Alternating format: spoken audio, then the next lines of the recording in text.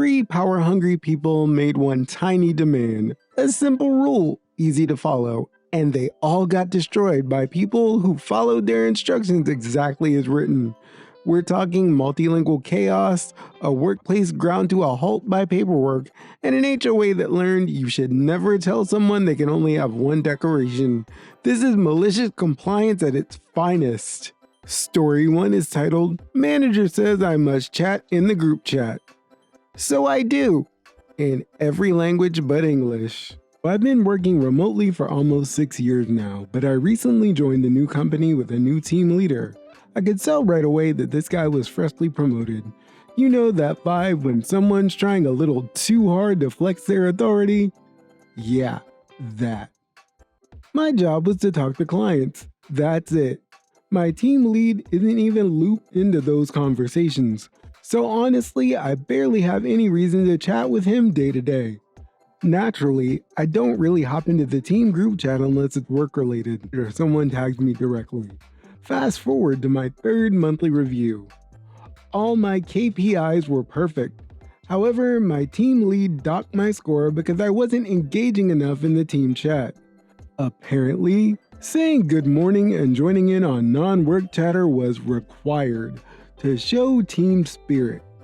I pointed out it's not in the metrics and never has been. And in 6 years of remote work, I've never once been penalized for not spamming greetings into a chat box. His response, as long as you're on my team, you need to chat, even if it's just a hello or goodbye. Cue malicious compliance.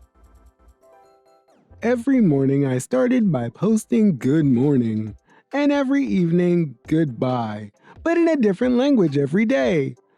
Monday, Korean. Tuesday, Spanish. Wednesday, Greek. You get the idea. At first, my lead thought it was funny. Then the rest of the team joined in. But they were all using Google Translate. And well, let's just say a lot got lost in translation. Some of our sentences even got flagged by our system.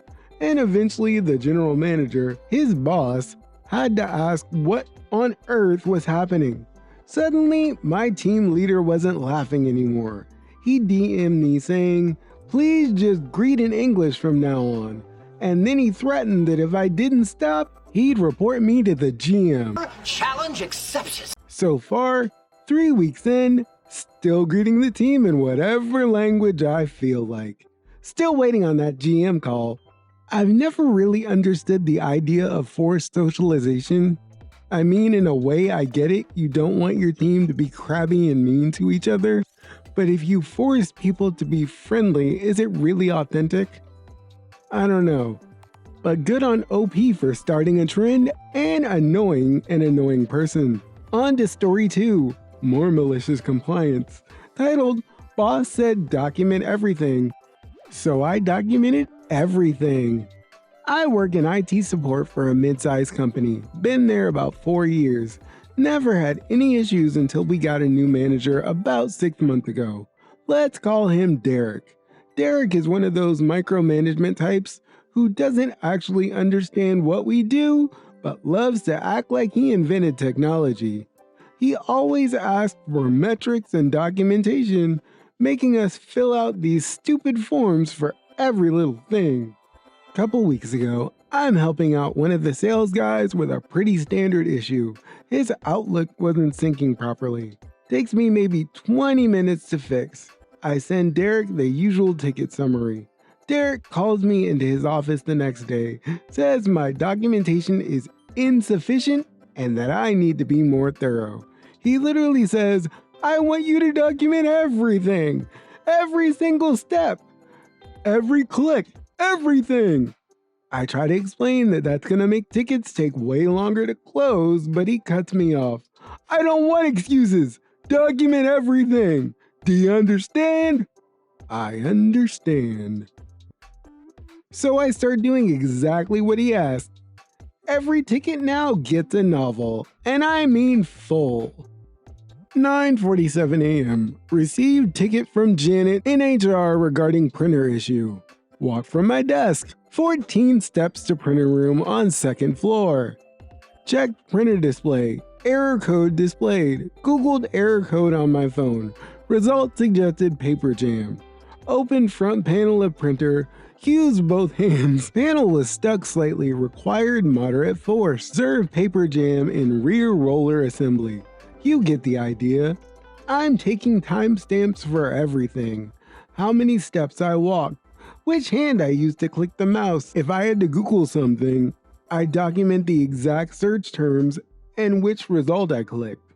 My tickets went from like 2 to 3 paragraphs to 4 to 5 pages long. I'm spending almost as much time documenting as actually fixing things. My closed ticket count dropped by about 40%. This goes on for 2 weeks. Then last Friday, Derek calls a team meeting. He's all flustered. Says our department metrics are unacceptable and he wants to know why ticket resolution has slowed down so much. I very calmly pull up one of my recent tickets and ask if he wants me to read through my documentation. He says yes. I start reading out loud every single word. About 3 minutes in, he tells me to stop and says, "This is ridiculous. Nobody needs that much detail." I remind him in front of the whole team that he specifically told me to document everything. One of my coworkers actually had to leave the room because she was trying not to laugh. That would be me. Derek just stares at me for like 10 seconds and then says, "Just use your best judgment going forward," and ends the meeting. I'm back to my normal documentation now. He hasn't micromanaged me since. Still worth it. That's nice, buddy. Learn not to compete with me. I always win. Seeing as I couldn't get out of my wheelchair to stand and applaud for OP, we had to go with that clip. I love that because there has been so many times recently in my career that I wish I could tell somebody who thought they were making something better only to screw it up. You come and do this. We got one more story for you that's a little bit more malicious compliance. Stick with us, it's worth it. In our last story for today, OP sticks it to an HOA. Titled, "Only One Front Lawn Decoration Allowed?" You got it. One of my many HOA stories when I regrettably was a member for the longest 2 years of my life was regarding decorations. All our homes had a porch and rules regarding front of house decorations. The R&R said you could only have one decoration.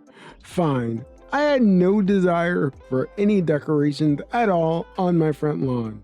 We did put 2 nice chairs on our porch to use on pleasant evenings with sunset potential. We received a notice regarding our violation of having 2 decorations in front of our house, and the R&R only allowed 1. And we had 24 hours to comply. I removed both chairs from the porch. I searched for hours online for the most obnoxious decoration I can find because the R&R made no mention of what the decoration could or could not be. I ended up with an at least 7 feet tall blow-up spear with an obnoxious naked mermaid-like thing floating inside it, flopping like one of those windman devices at a car dealer. I posted a small sign stating, "Surveillance camera in Operation Smile," to curb any vandalism ideas. The HOA board went absolutely nuts. I received no less than 6 letters in 2 days about how inappropriate, vile, and other various adjectives my decoration was, and that I was obliged to remove it. I responded with a certified return receipt letter with the appropriate section of the RR highlighted and invited them to return mail with the exact language that my decoration was in violation of. And failure to do so with the continuing violation notices would result in legal action on my part against all the board members. This went on for about a month, and finally my lawyer buddy sent them a threatening notice on their letterhead stating that depositions and full financial disclosures from each and every member would be demanded for discovery purposes, end my damages lawsuits unless I received an acknowledgement of their errors and a formal apology. They waffled about it for a week and then caved. I got a written apology published in the HOA newsletter signed by all the board members. The next HOA meeting resulted in a rules change that porches were excluded from the decorations restrictions, and all lawn decorations needed to be smaller than 4 feet in height. Many of the homeowners came to thank me for my resistance and results. Like I said, moved after 2 years from my job and never considered an HOA since. Every realtor we worked with, that was absolute no way number one rule. If you have a situation where you can't stand being around an HOA, that one was for you. They start out with a good idea, keeping the neighborhood clean and having a few bylaws, but then they go crazy and try to turn every neighborhood into their own little country where they rule with an iron clipboard. Okay, maybe that's a bit much. You get the point. I hope you enjoyed this episode. We went full malicious compliance. I, as usual, had to stop recording because I kept laughing. Keep liking, sharing, and subscribing. I've got more funny stuff coming your way. See you next time. Hey, you made it to the end of my video. Thanks. Now YouTube is showing you some other videos that I have that'll keep you entertained, make you laugh, or at least make you think, hey, I'm not that guy. Click on any one. It's worth falling down the rabbit hole. See you later.